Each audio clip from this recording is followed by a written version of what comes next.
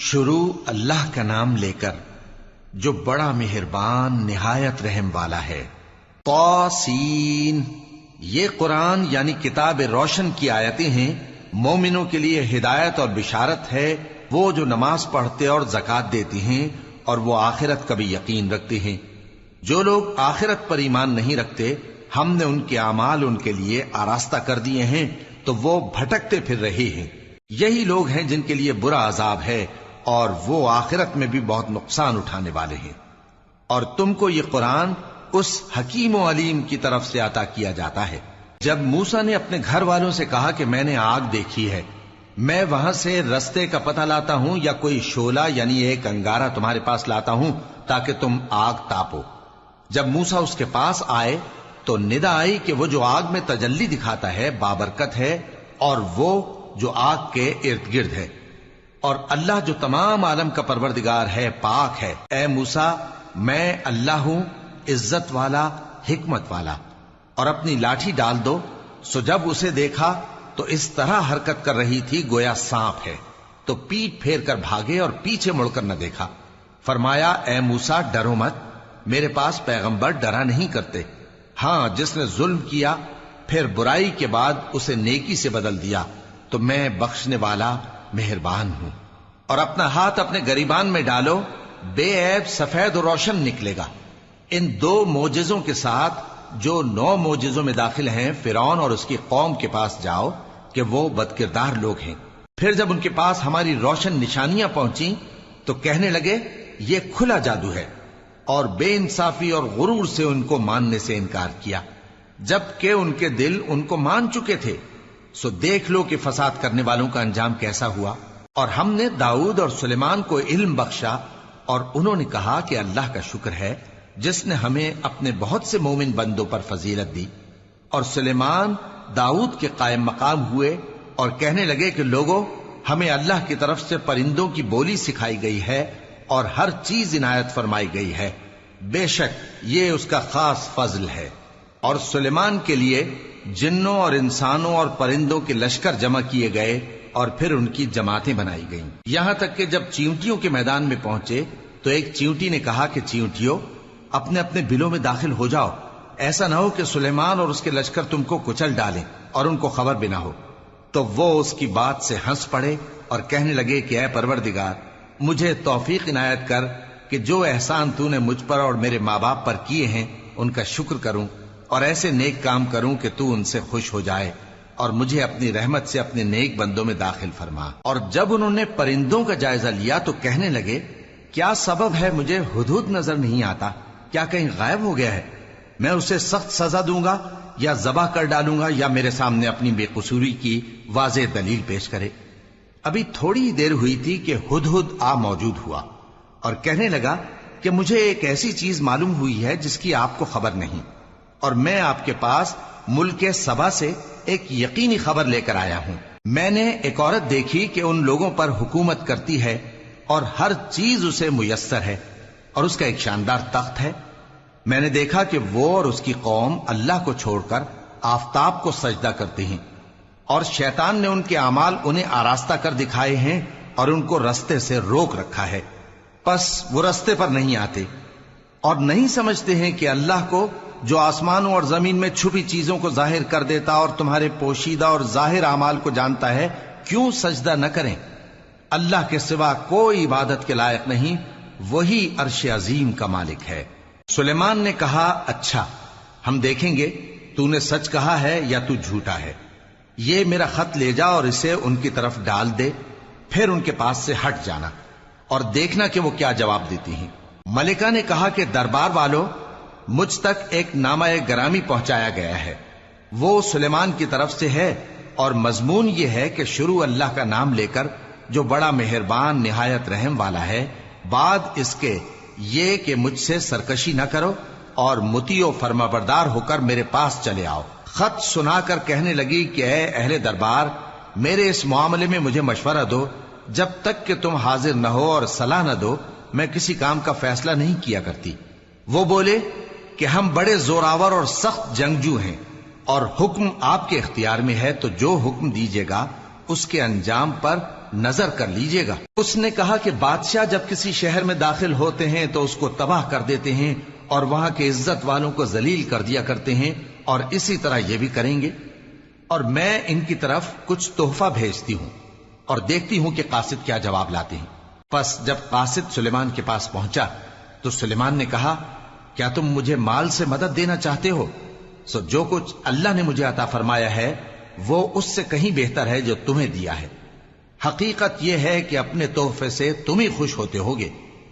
ان کے پاس واپس جاؤ، اب ہم ان پر ایسے لشکر لے کر حملہ کریں گے جن کے مقابلے کی ان میں طاقت نہ ہوگی، اور ان کو وہاں سے بے عزت کر کے نکال دیں گے اور وہ ذلیل ہوں گے۔ سلیمان نے کہا کہ اے دربار والو، کوئی تم میں ایسا ہے کہ قبل اس کے کہ وہ لوگ فرما بردار ہو کر ہمارے پاس آئیں، ملکہ کا تخت میرے پاس لے آئے؟ جنات میں سے ایک قوی ہیکل جن نے کہا کہ قبل اس کے کہ آپ اپنی جگہ سے اٹھیں میں اس کو آپ کے پاس لا حاضر کرتا ہوں، اور مجھے اس پر قدرت بھی حاصل ہے اور امانت دار بھی ہوں۔ ایک شخص جس کو کتاب الہی کا علم تھا کہنے لگا کہ میں آپ کی آنکھ کے جھپکنے سے پہلے پہلے اسے آپ کے پاس حاضر کیے دیتا ہوں۔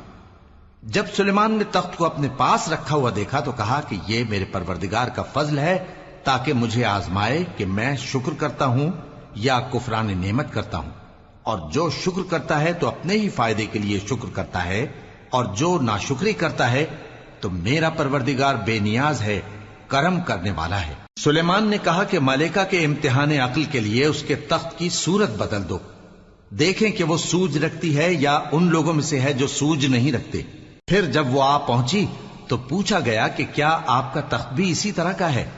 اس نے کہا کہ یہ تو گویا ہو بہو وہی ہے، اور ہم کو اس سے پہلے ہی سلیمان کی عظمت و شان کا علم ہو گیا تھا، اور ہم فرما بردار ہیں۔ اور وہ جو اللہ کے سوا دوسروں کی پرستش کرتی تھی، سلیمان نے اس کو اس سے منع کیا کہ وہ کافروں میں سے تھی۔ اس کے بعد اس سے کہا گیا کہ محل میں چلیے۔ جب اس نے اس کے فرش کو دیکھا تو اسے پانی کا حوض سمجھا اور کپڑا اٹھا کر اپنی پنڈلیاں کھول دی۔ سلیمان نے کہا، یہ ایسا محل ہے جس کے نیچے بھی شیشے جڑے ہوئے ہیں۔ وہ بول اٹھی کہ پروردگار، میں اپنے آپ پر ظلم کرتی رہی تھی، اور اب میں سلیمان کے ساتھ اللہ رب العالمین پر ایمان لاتی ہوں۔ اور ہم نے سمود کی طرف ان کے بھائی صالح کو بھیجا کہ اللہ کی عبادت کرو، تو وہ دو فریق ہو کر آپس میں جھگڑنے لگے۔ صالح نے کہا کہ اے قوم، تم بھلائی سے پہلے برائی کے لیے کیوں جلدی کرتے ہو، اور اللہ سے بخشش کیوں نہیں مانگتے تاکہ تم پر رحم کیا جائے؟ وہ کہنے لگے کہ تم اور تمہارے ساتھی ہمارے لیے برا شگون ہیں۔ صالح نے کہا کہ تمہاری بدشگونی اللہ کے پاس ہے، بلکہ تم ایسے لوگ ہو جن کی آزمائش کی جاتی ہے۔ اور شہر میں 9 شخص تھے جو ملک میں فساد کیا کرتے تھے اور اصلاح سے کام نہیں لیتے تھے۔ کہنے لگے کہ اللہ کی قسم کھاؤ کہ ہم رات کو اس پر اور اس کے گھر والوں پر شبخون ماریں گے، پھر اس کے وارثوں سے کہہ دیں گے کہ ہم تو اس کے گھر والوں کے موقع ہلاکت پر تھے ہی نہیں، اور ہم سچ کہتے ہیں۔ اور وہ ایک چال چلے، اور ہم نے بھی ایک تدبیر کی، اور ان کو کچھ خبر نہ ہوئی۔ تو دیکھ لو کہ ان کی چال کا انجام کیسا ہوا۔ ہم نے ان کو اور ان کی قوم سب کو ہلاک کر ڈالا۔ اب ان کے یہ گھر ان کے ظلم کے سبب تلپٹ پڑے ہیں۔ جو لوگ علم رکھتے ہیں ان کے لیے اس میں نشانی ہے، اور جو لوگ ایمان لائے اور ڈرتے تھے ان کو ہم نے نجات دی۔ اور لوط کو یاد کرو جب انہوں نے اپنی قوم سے کہا کہ تم بے حیائی کے کام کیوں کرتے ہو جبکہ تم دیکھتے ہو؟ کیا تم عورتوں کو چھوڑ کر لذت حاصل کرنے کے لیے مردوں کی طرف مائل ہوتے ہو؟ حقیقت یہ ہے کہ تم احمق لوگ ہو۔ تو ان کی قوم کے لوگ بولے تو یہ بولے، اور اس کے سوا ان کا کچھ جواب نہ تھا کہ لوط کے گھر والوں کو اپنے شہر سے نکال دو، یہ لوگ پاک بننا چاہتے ہیں۔ تو ہم نے ان کو اور ان کے گھر والوں کو نجات دی، مگر ان کی بیوی کہ اس کی نسبت ہم نے مقرر کر رکھا تھا کہ وہ پیچھے رہنے والوں میں ہوگی۔ اور ہم نے ان پر مے برسایا، سو جو مے ان لوگوں پر برسا جن کو متنبع کر دیا گیا تھا برا تھا۔ کہہ دو کہ سب تعریف اللہ ہی کے لیے ہے، اور اس کے ان بندوں پر سلام ہے جس کو اس نے منتخب فرمایا۔ بھلا اللہ بہتر ہے یا وہ جن کو یہ اس کا شریک بناتے ہیں؟ بھلا کس نے آسمانوں اور زمین کو پیدا کیا، اور کس نے تمہارے لیے آسمان سے پانی برسایا؟ پھر ہم نے اس سے سرسبز باغ اگائے، تو تمہارا کام تو نہ تھا کہ تم ان کے درختوں کو اگاتے، تو کیا اللہ کے ساتھ کوئی اور بھی معبود ہے؟ ہرگز نہیں، بلکہ یہ لوگ رستے سے الگ ہو رہے ہیں۔ بھلا کس نے زمین کو قرارگاہ بنایا اور اس کے بیچ نہریں بنائیں اور اس کے لیے پہاڑ بنائے، اور کس نے دو دریاؤں کے بیچ اوٹ بنائی؟ یہ سب کچھ اللہ نے بنایا، تو کیا اللہ کے ساتھ کوئی اور معبود بھی ہے؟ ہرگز نہیں، بلکہ ان میں اکثر علم نہیں رکھتے۔ بھلا کون بے قرار کی التجا قبول کرتا ہے جب وہ اس سے دعا کرتا ہے، اور کون اس کی تکلیف کو دور کرتا ہے، اور کون تم کو زمین میں اگلوں کا جانشین بناتا ہے؟ یہ سب کچھ اللہ کرتا ہے، تو کیا اللہ کے ساتھ کوئی اور معبود بھی ہے؟ ہرگز نہیں، مگر تم بہت کم غور کرتے ہو۔ بھلا کون تم کو جنگل اور دریا کے اندھیروں میں رستہ بتاتا، اور کون ہواؤں کو اپنی رحمت کے آگے خوشخبری بنا کر بھیجتا ہے؟ یہ سب کچھ اللہ کرتا ہے، تو کیا اللہ کے ساتھ کوئی اور معبود بھی ہے؟ ہرگز نہیں۔ یہ لوگ جو شرک کرتے ہیں، اللہ کی شان اس سے بلند ہے۔ بھلا کون خلقت کو پہلی بار پیدا کرتا پھر اس کو دوبارہ پیدا کرے گا؟ اور کون تم کو آسمان اور زمین سے رزق دیتا ہے؟ یہ سب کچھ اللہ کرتا ہے، تو کیا اللہ کے ساتھ کوئی اور معبود بھی ہے؟ ہرگز نہیں۔ کہہ دو کہ مشرکو، اگر تم سچے ہو تو دلیل پیش کرو۔ کہہ دو کہ جو لوگ آسمانوں اور زمین میں ہیں اللہ کے سوا غیب کی باتیں نہیں جانتے، اور نہ یہ جانتے ہیں کہ کب زندہ کر کے اٹھائے جائیں گے، بلکہ آخرت کے بارے میں ان کا علم ختم ہو چکا ہے، بلکہ یہ اس کی طرف سے شک میں ہیں، بلکہ یہ اس سے اندھے ہو رہے ہیں۔ اور جو لوگ کافر ہیں کہتے ہیں کہ جب ہم اور ہمارے باپ دادا مٹی ہو جائیں گے تو کیا ہم پھر قبروں سے نکالے جائیں گے؟ یہ وعدہ ہم سے اور ہمارے باپ دادا سے پہلے سے ہوتا چلا آیا ہے، کہاں کا اٹھنا اور کیسی قیامت؟ یہ تو صرف پہلے لوگوں کی کہانیاں ہیں۔ کہہ دو کہ ملک میں چلو پھرو، پھر دیکھو کہ گناہگاروں کا انجام کیا ہوا ہے، اور ان کے حال پر غم نہ کرنا، اور نہ ان چالوں سے جو یہ کر رہے ہیں تنگ دل ہونا۔ اور کہتے ہیں کہ اگر تم سچے ہو تو یہ وعدہ کب پورا ہوگا؟ کہہ دو کہ جس عذاب کے لیے تم جلدی کر رہے ہو شاید اس میں سے کچھ تمہارے نزدیک آ پہنچا ہو، اور تمہارا پروردگار تو لوگوں پر فضل کرنے والا ہے، لیکن ان میں سے اکثر شکر نہیں کرتے۔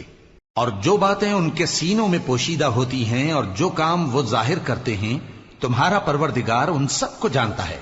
اور آسمانوں اور زمین میں کوئی پوشیدہ چیز نہیں ہے مگر یہ کہ وہ ایک کتاب روشن میں لکھی ہوئی ہے۔